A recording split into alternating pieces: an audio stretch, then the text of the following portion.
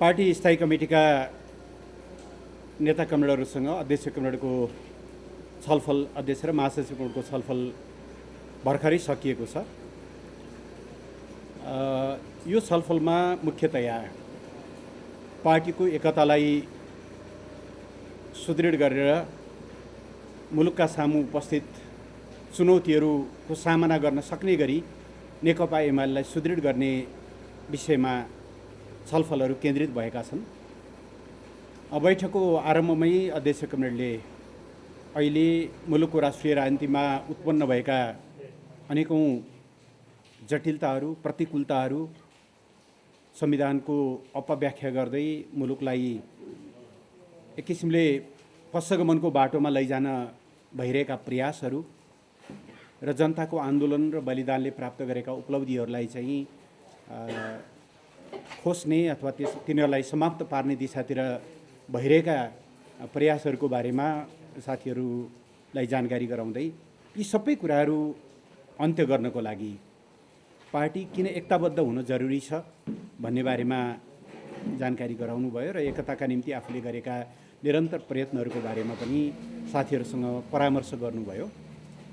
स्थायी कमिटीका कमरेडहरू जो अहिलेसम्म विभिन्न कारणले बैठकमा सहभागी हुन सक्नु भएको थिएन, उहाँहरूले मूलतः असार 27 गते कार्यदलको तर्फबाट गरिएको 10 मुदे प्रस्ताव त्यसलाई कार्यान्वयन गरेर लैजाने कुरामा चाहिँ बढी जोड दिनुभयो।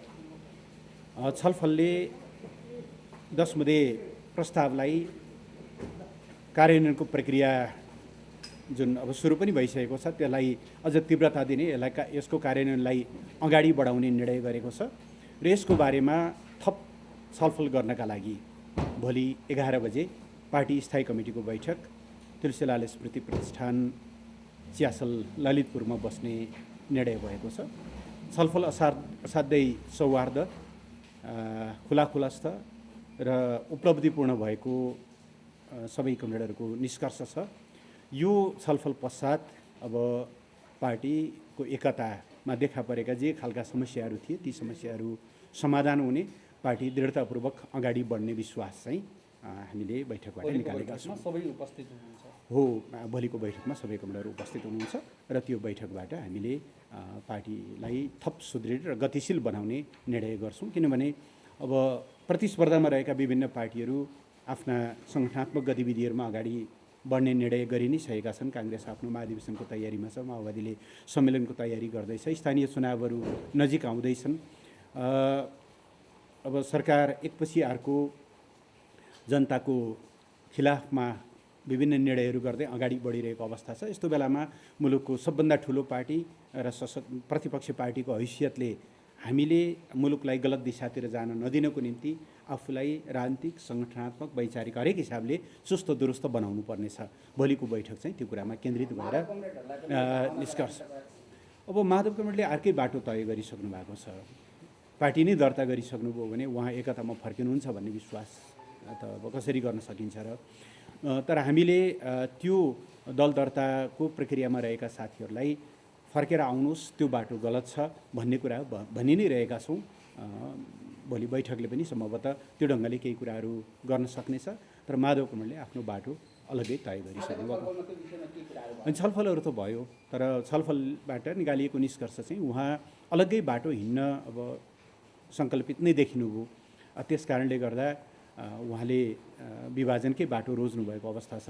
तर त्यो विभाजनको बाटोमा अरू साथीहरू नजाउन् भन्नका लागि जो साथीहरू हस्ताक्षरमा अथवा भोलि पर्सि शनाखतमा जाने गरी तयारी गरिरहेका छन् ती साथीहरूलाई त्यो बाटो गलत छ, त्यो बाटो नजानुहोस्, एकताबद्ध एमालेबाट मात्रै मुलुकको समस्या समाधानका निम्ति भूमिका खेल्न सकिन्छ भन्ने कुराहरू चाहिँ सम्भवतः भोलि बैठकमा पनि हामीले त्यो सरकारमा रहेका नेताहरूका दुईटा माग थिए, 10 मुदे सहमति कार्यान्वयन र यी 14 जना जसलाई कारबाही गरिएको छ तिनीहरूको कारबाही फिर्ता। यस विषयमा केही सहमति भयो, संवाद भयो? यसमा अलिकति मेरो पनि थप क्वेसन अझै गरी जस्तै 10 मुदेकै कुरा हो। 10 मुदेमा चाहिँ दोस्रो बुदामा जेठ 2मा फर्किने भन्ने कुरा छ छ। अब भोलिको बैठक बसिसकेपछि सबै साथीहरू त्यहाँ बसिसकेपछि तपाईँहरू सर्लक्कै जेठ 2मा फर्केको, जेठ 2को संरचनालाई चाहिँ स्थायी कमिटीले अनुमोदन गरेर फर्क्यो भन्ने निर्णय गर्ने ठाउँ पुग्नु भएको हो। हजुर, वास्तवमा पार्टी जेठ 2मा त फर्कि नै सकेको छ। त्यसलाई कार्यान्वयन गर्ने क्रममा चरणका समस्याहरू आउलान्। ती समस्याहरूको समाधानका विषयमा भोलिको बैठक बढी केन्द्रित हुन्छ। जेठ 2मै फर्कि नै सकेको छ, फर्किन्छ नभनौँ। वस्तुतः हामीले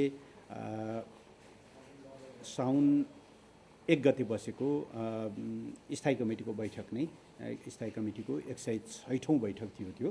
त्यो नै जेठ 3 2075 पूर्वको जेठ 2 को बैठकको निरन्तरता हो। त्यति बेला 105औं बैठक बसेको थियो, हामी 106औं बैठकमा बसेका थियौँ। यति हुँदाहुँदै पनि एउटा यथार्थ के हो, यहाँले सङ्केत गर्नुभएको भने कतिपय कमरेडहरू त आउनु भएको छैन बैठकमा। त्यसो भएको हुनाले उहाँहरू समेत सम्मिलित भइसकेपछि व्यावहारिक रूपमै हामी जेठ 2मा फर्केर अगाडि बढ्छौँ। र जेठ 2मा जुन संरचनाहरू थिए पार्टीभित्र, ती संरचनाहरू क्रियाशील हुन्छन्। खालि एउटै कुरा हो, अब यस बिचमा पार्टी छोडेर हिँडेका, अहिले विभाजनमै लागिसकेका साथीहरूको हकमा अति कुरो लागू हुने भएन। विभाजनमा हिँडेका साथीहरूलाई त फर्काएर ल्याएर थापनामा राख्ने कुरा भएन। तर जो विभाजनमा जानुभएको छैन या जो हिजो विभाजनकारी गतिविधिमा लागे पनि अब यो बाटो गलत रहेछ है, म फर्केर आउँछु भन्नुभयो भने उहाँहरू पुरानै जिम्मेवारीसहित पार्टी काममा फर्किनुहुन्छ। ती कमिटीहरू पूर्ववत अगाडि बढ्छ।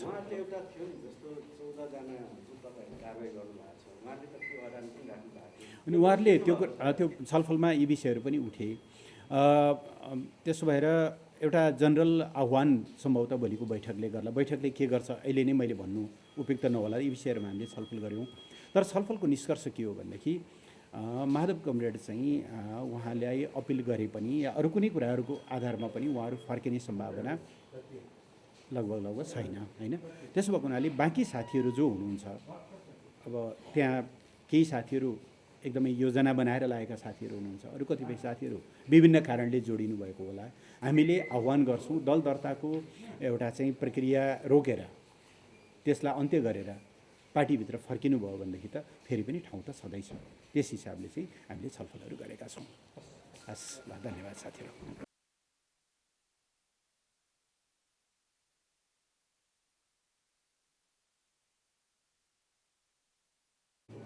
यो हाम्रो party Nepal communist party Emale भित्र देखिएको जुन एउटा समस्या थियो, त्यो लामो समयदेखि यो समस्याको रूपमा रहँदै आयो। र यस बिचमा पार्टीका विभिन्न नेताहरूको बिचमा छलफल पनि भयो, संवादहरू भए। त्यस प्रक्रियामा पार्टी अध्यक्ष कमरेड केपी ओली र वरिष्ठ नेता कमरेड माधव कुमार नेपालको सहमतिमा 10 सदस्यीय कार्यदल समेत बनेर पार्टीभित्र उत्पन्न राजनीतिक साङ्गठनिक समस्याहरूलाई हल गर्ने विकल्पहरू प्रस्तुत गर्न कार्यदललाई भनियो। र कार्यदल स्वयंले झन्डै 1 महिनाभन्दा बढी समय लगाएर लामो छलफल गरिकन नेपाल कम्युनिस्ट पार्टी एमालेको एकतालाई अक्षुण्ण राख्न र नेकपा एमालेको एकता मार्फत नेपालको कम्युनिस्ट आन्दोलनलाई एकीकृत गर्ने एउटा ऐतिहासिक अभिभार नेकपा एमाले मार्फत अगाडि बढाउनुपर्छ भन्ने सम्बन्धमा त्यसको पहिलो स्टेपको रूपमा नेकपा एमालेको एकता कायम राख्ने काममा कार्यदलले 10 बुँदे एउटा प्रस्ताव अगाडि ल्यायो। र त्यो पार्टीको एकताको एउटा प्रस्थान बिन्दु थियो। तर त्यसलाई कार्यान्वयन गर्ने सम्बन्धमा फेरि पनि केही अलग धारणाहरू देखा परे, पार्टीमा दुविधाहरू देखा परे, नेताहरूको धारणा मिलेन, जसले गर्दा फेरि घटनाक्रमहरू नयाँ ढङ्गले विकसित हुँदै आज नेकपा एमालेबाट अर्को दल बन्ने सम्भावना देखा परिरहेको छ। र त्यसको निम्ति केही साथीहरूले, केही कमरेडहरूले प्रक्रिया समेत अगाडि बढाइरहनु भएको छ। र यो अवस्थामा हामी स्थायी कमिटीका साथीहरू, 9 राष्ट्रिय महाधिवेशनबाट निर्वाचित पदाधिकारीहरू पार्टीको एकतालाई जोगाउनको लागि, मुलुकको कम्युनिस्ट आन्दोलनलाई एकताबद्ध गर्नको निम्ति हामीले चिन्ता व्यक्त गर्दै आयौँ। कमरेड अध्यक्षको ध्यान आकर्षण गर्दै आयौँ। कमरेड माधव नेपालसँग पटक पटक यस विषयमा बहस छलफल चलायौँ। र आज फेरि एकपटक अध्यक्षसँग यस विषयमा हामीले लामो छलफल गऱ्यौँ र आजको छलफलमा अध्यक्षले अत्यन्तै सकारात्मक धारणा राख्नुभएको छ। पार्टीलाई एकताबद्ध बनाउने क्रममा आफू जिम्मेवार छु भन्ने कुरा उहाँले राख्नुभएको छ।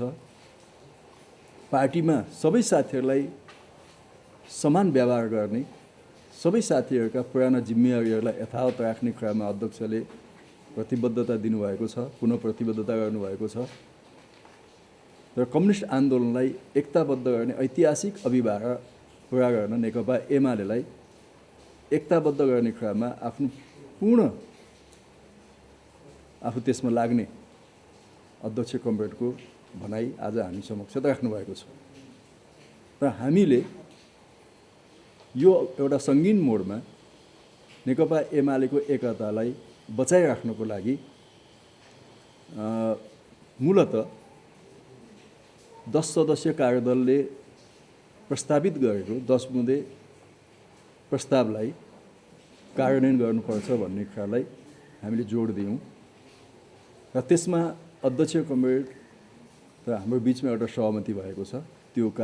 त्यसलाई चाहिँ कार्यान्वयनमा लैजाने, कार्यान्वयनको प्रक्रिया अगाडि बढाउने र त्यसको कार्यान्वयनको ठोस मोडालिटीहरू बनाउनको लागि भोलि नै स्थायी कमिटीको बैठक आह्वान गर्ने र त्यो स्थायी कमिटीको बैठकले 10 बुँदे कार्यको कार्यान्वयनको लागि एउटा तिथिमिति सहितको कार्ययोजनाहरू स्थायी कमिटीले अगाडि सार्छ र लगत्तै हामी केन्द्रीय कमिटी पनि आह्वान गर्छौँ र त्यो केन्द्रीय कमिटीले त्यसलाई अझै परिष्कृत गरेर चाहिँ अगाडि बढाउँछ र आजको छलफलको निष्कर्ष के हो भने 10 बुँदेले भनेअनुसार 75 साल जेठ 2 गते कायम भएका नेपाल कम्युनिस्ट पार्टी एमालेका केन्द्रदेखि प्रदेश, जिल्ला, निर्वाचन क्षेत्र, गाउँ, वडा, तह, टोलसम्मका सम्पूर्ण कमिटीहरू ती क्रियाशील हुन्छन्।